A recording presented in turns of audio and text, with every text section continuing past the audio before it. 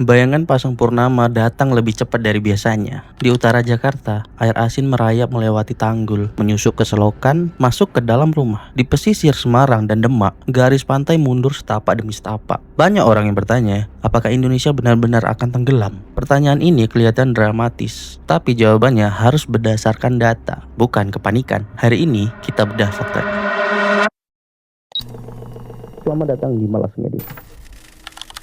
Sekitar 335 juta tahun lalu, permukaan bumi terlihat sangat berbeda dengan yang kita kenal sekarang. Jika hari ini kita melihat peta dunia dengan Asia, Afrika, Amerika, Eropa, dan Australia yang terpisah oleh lautan luas, maka di masa itu hampir semua daratan bergabung menjadi satu daratan raksasa. Para ilmuwan menyebutnya dengan nama Pangea. Kami tidak tahu penyebutannya bagaimana. Bukti keberadaan Pangea bukan sekedar teori, jejaknya bisa ditemukan dari berbagai disiplin ilmu geologi. Misalnya, di pantai timur Amerika Selatan, pola lapisan batuan dan fosil ditemukan sangat mirip dengan yang ada di pantai barat Afrika. Fosil tumbuhan purba bernama Glossopteris yang berasal dari zaman Paleozoikum ditemukan di benua yang sekarang terpisah ribuan kilometer jauhnya. Hal ini tidak mungkin terjadi kecuali dulunya daratan tersebut pernah menyatu. Selain fosil, ada bukti magnetik yang terekam di dasar samudra. Batuan beku yang berbentuk jutaan tahun lalu menyimpan arah medan magnet bumi pada saat itu. Ketika ilmuwan memetakan pola ini, terlihat garis-garis simetris di kedua sisi punggung samudra yang menandakan kerak samudra terus berbentuk dan bergerak menjauh. Bukti ini memperkuat teori bahwa benua memang bergerak di atas permukaan bumi. Proses terbentuknya Pangea terjadi di akhir zaman Paleozoikum, tepatnya pada periode Karbon hingga Permian. Saat itu, benturan antar lempeng tektonik menyatukan daratan besar, termasuk Laurasia di utara dan Gondwana di selatan. Namun, Pangea tidak bertahan selamanya. Sekitar 175 tahun lalu, pada zaman Jura, daratan raksasa ini mulai retak dan terpisah. Retakan pertama muncul di Samudra Atlantik Utara ketika magma dari dalam mantel bumi naik dan mendorong kerak terbelah. Dari sinilah Pangea perlahan pecah menjadi dua bagian besar. Laurasia di utara yang kemudian menjadi Amerika Utara, Eropa, dan Asia Utara, dan Gondwana di selatan yang kemudian menjadi Amerika Selatan, Afrika, Australia, Antartika, serta anak benua India. Perpecahan itu berlanjut selama puluhan juta tahun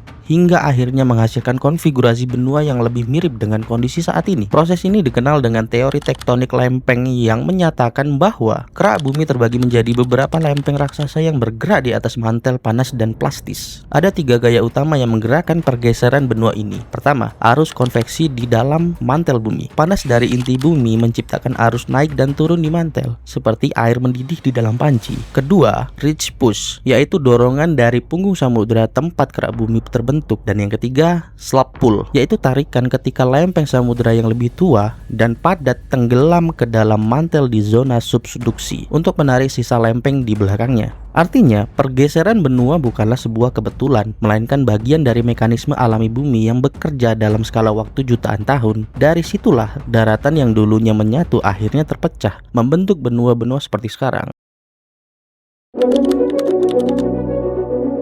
Seiring berlalunya jutaan tahun, benua terus bergerak, samudra berubah bentuk, dan iklim bumi pun naik turun. Namun, ada satu fenomena yang dalam satu abad terakhir semakin mencemaskan, yaitu adalah kenaikan muka laut global. Sejarah mencatat bahwa sejak berakhirnya zaman es terakhir, sekitar 20.000 tahun lalu, muka laut global telah naik lebih dari 120 meter. Pada masa itu, gletser raksasa menutupi sebagian besar Amerika Utara dan Eropa. Ketika gletser ini mencair secara perlahan akibat pemanasan alami bumi, airnya mengalir ke laut dan menenggelamkan daratan yang sebelumnya kering. Banyak wilayah pesisir kuno akhirnya hilang dari peta, termasuk jembatan darat yang dulu menghubungkan Asia dan Amerika melalui Selat Bering. Namun yang membedakan masa lalu dengan sekarang adalah kecepatan. Dalam ribuan tahun setelah zaman es, laju kenaikan muka laut rata-rata hanya sekitar 0,1 sampai 0,2 mm per tahun. Bandingkan dengan abad ke-20 hingga sekarang, di mana laju kenaikan meningkat berkali-kali lipat. Menurut IPCC, Intergovernmental Panel on Climate Change, dalam laporan AR6 antara tahun 1901 hingga 2018, muka laut global naik sekitar 0,20 meter. Tetapi yang lebih mengkhawatirkan adalah lajunya yang terus meningkat dari hanya 1,3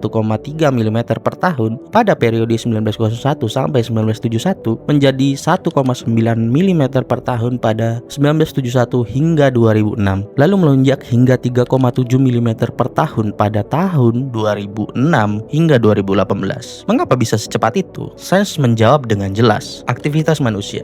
Sejak revolusi industri pada abad ke-18, pembakaran batu bara, minyak, dan gas telah melepaskan gas rumah kaca dalam jumlah yang sangat besar. Akibatnya, suhu rata-rata global naik lebih dari 1,1 derajat Celcius sejak era pra-industri. Samudra yang menyerap lebih dari 90% panas berlebih di atmosfer mengalami pemuaian. Air yang memanas akan mengembang, dan ini secara langsung membuat air laut naik. Faktor kedua adalah pencairan es daratan. Gletser di pegunungan Himalaya, Andes, dan Alpen mencair lebih cepat dari yang pernah tercatat. Lapisan es besar di Greenland dan Antartika juga kehilangan massa dalam skala gigaton setiap tahunnya. Data satelit NASA menunjukkan bahwa sejak tahun 1990-an, Greenland kehilangan lebih dari 4.000 gigaton es, cukup untuk menaikkan permukaan laut global beberapa sentimeter. Jika tren ini berlanjut, dari proyeksi IPCC memperkirakan bahwa pada tahun 2050, muka laut global akan naik sekitar 15 sampai 29 cm dibandingkan dengan periode 1995 sampai 2014. Menjelang akhir abad pada tahun 2100, kenaikan bisa mencapai 28 hingga lebih dari 1 meter, tergantung seberapa banyak emisi gas rumah kaca yang berhasil ditekan atau tidak. Yang perlu digarisbawahi adalah angka-angka ini adalah rata-rata global. Di beberapa wilayah, kenaikannya bisa lebih tinggi, sementara di wilayah lain lebih rendah, tergantung faktor lokal seperti arus laut, perubahan gravitasi akibat mencairnya es, hingga apakah tanah di daratan ikut naik atau justru ambles. Dan disinilah Indonesia masuk ke dalam cerita, karena wilayah kita termasuk salah satu yang mengalami kenaikan lebih cepat dari rata-rata global.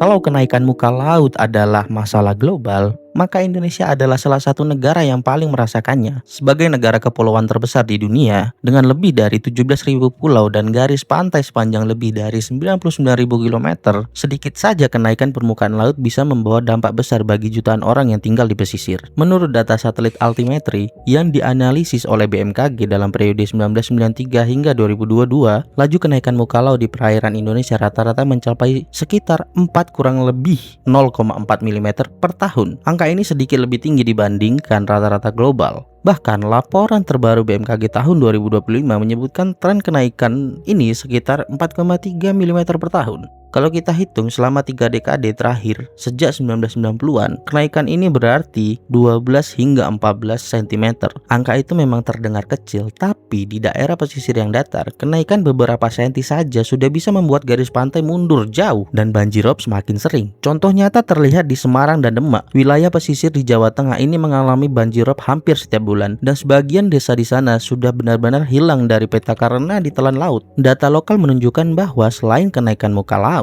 penurunan tanah akibat pengambilan air tanah juga mempercepat proses tenggelamnya wilayah tersebut. Kasus serupa juga tercatat di Dumai Riau. Penelitian yang dilakukan antara 1993 sampai 2019 menemukan bahwa laju kenaikan muka laut di sana mencapai 4,8 hingga 5,6 mm per tahun. Itu artinya lebih cepat dari rata-rata nasional dan global. Mengapa laju di Indonesia lebih tinggi? Salah satu alasannya adalah letak geografis kita.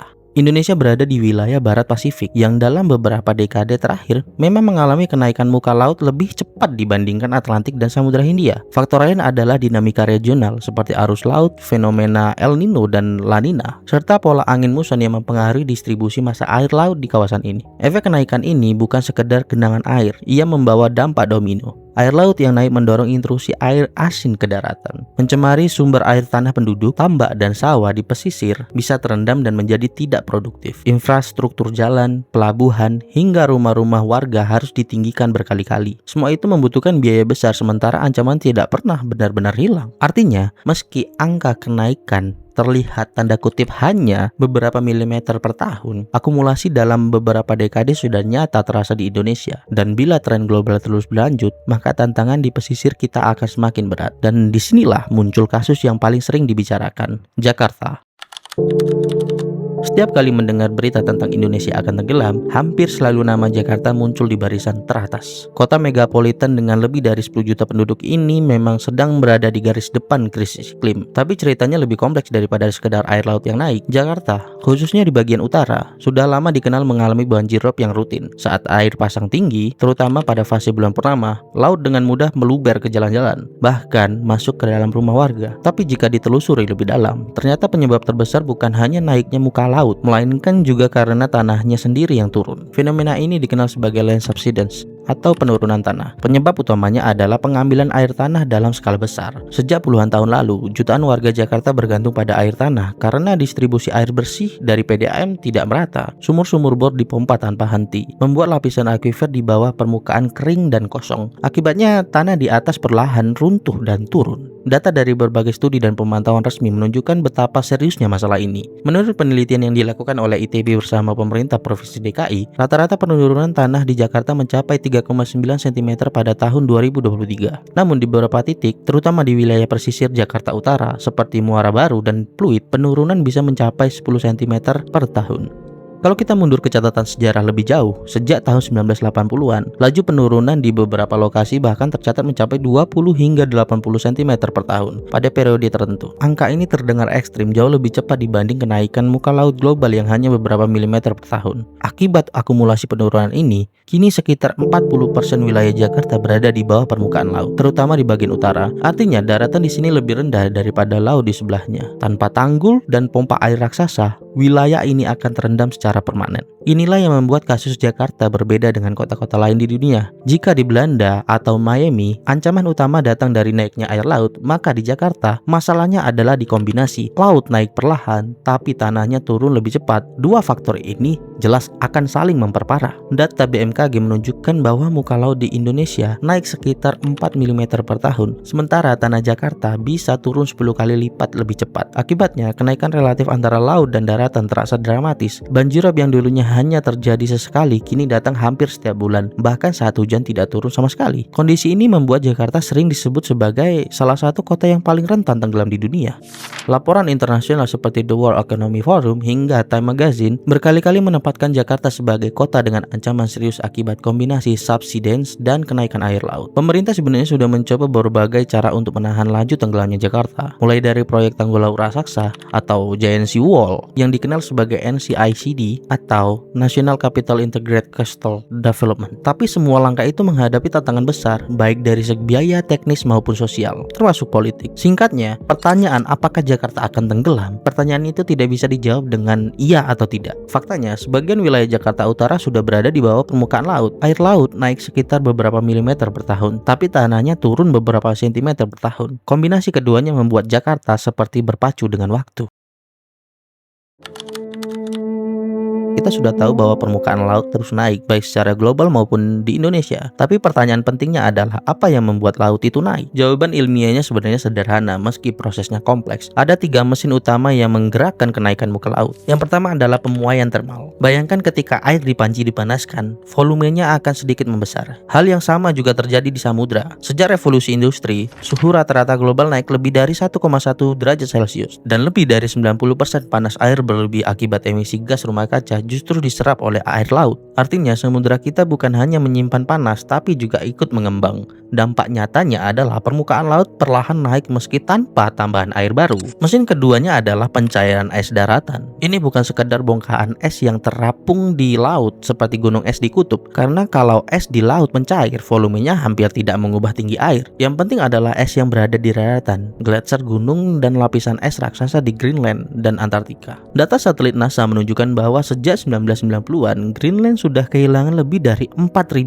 gigaton es, seperti yang dikutip di awal tadi. Setiap tahunnya, es yang mencair di sana menyumbang rata-rata 0,7 mm kenaikan muka laut global. Antartika juga menyusul, kehilangan sekitar 2.500 gigaton es mencair. Muka laut global bisa naik sekitar 7 meter. Jika seluruh Antartika mencair, kenaikan bisa mencapai lebih dari 50 meter. Tentu ini skenario ribuan tahun, tapi sebagian prosesnya sudah mulai berjalan sekarang. Mesin ketiga adalah perubahan cadangan air di daratan. Mungkin ini terdengar kecil dibandingkan 2 faktor utama, tetapi tetap punya peran. Pembuatan waduk raksasa, pengalihan sungai, bahkan pengambilan air tanah skala besar seperti yang terjadi di Jakarta, semuanya ikut mengubah keseimbangan air di bumi. Air yang diambil dari dalam tanah dan akhirnya mengalir ke laut, sedikit demi sedikit menambah volume samudra. Gabungan dari 3 faktor ini membuat kenaikan muka laut yang dulunya hanya hitungan milimeter per tahun, kini menjadi ancaman nyata. Dan yang paling mengkhawatirkan adalah akselerasi. Semakin lama, laju kenaikannya akan semakin cepat. Dari hanya 1,3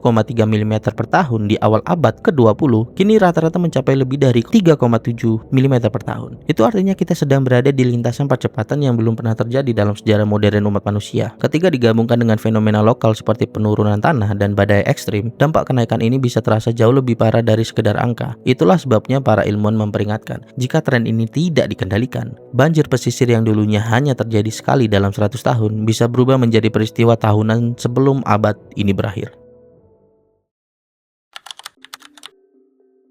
Membicarakan kenaikan muka laut bukan sekedar soal angka. Bagi Indonesia, ini adalah soal masa depan peradaban. Negara kita punya lebih dari 17.000 pulau dengan garis pantai sepanjang 108.000 km. Dan ini adalah terpanjang kedua di dunia setelah Kanada. Artinya, sedikit saja kenaikan permukaan laut, dampaknya akan dirasakan jutaan orang. Menurut IPCC, jika pemanasan global tetap berada di jalur saat ini, maka pada tahun 2050 rata-rata muka laut global bisa naik sekitar 20-30 cm.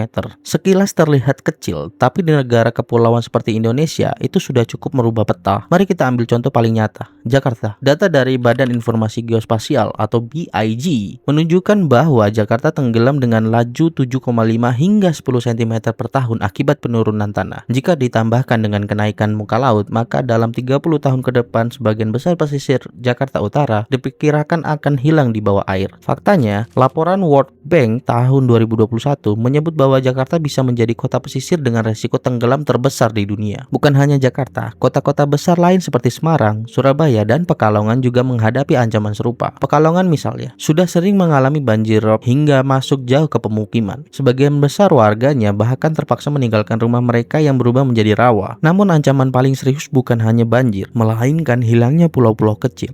Penelitian dari Kementerian Kelautan dan Perikanan memperkirakan bahwa lebih dari 2.000 pulau kecil di Indonesia beresiko hilang sebelum 2050 jika tren kenaikan laut tidak dikendalikan. Pulau-pulau di Maluku, Nusa Tenggara, dan Kepulauan Seribu adalah yang paling rentan. Jika proyeksi lebih jauh ke tahun 2100, skenario terburuk bisa sangat mengkhawatirkan. Dengan pemanasan global 4 derajat Celcius, muka laut global bisa naik lebih dari 1 meter. Itu artinya, garis pantai Indonesia akan berubah drastis dan puluhan juta orang harus dipindahkan. Namun ada satu kabar baik, semua proyeksi ini bukan nasib yang pasti. Angka-angka tadi sangat bergantung pada apa yang manusia lakukan hari ini. Jika dunia berhasil menekan emisi gas rumah kaca dan menahan pemanasan global di bawah 1,5 derajat Celcius, maka kenaikan muka laut bisa ditekan hingga hanya setengah meter pada akhir abad ini. Masih beresiko, tapi jauh lebih terkendali daripada skenario terburuk. Artinya, masa depan Indonesia apakah akan bertahan atau sebagian wilayahnya hilang di telan laut, sangat bergantung pada keputusan yang kita ambil sekarang.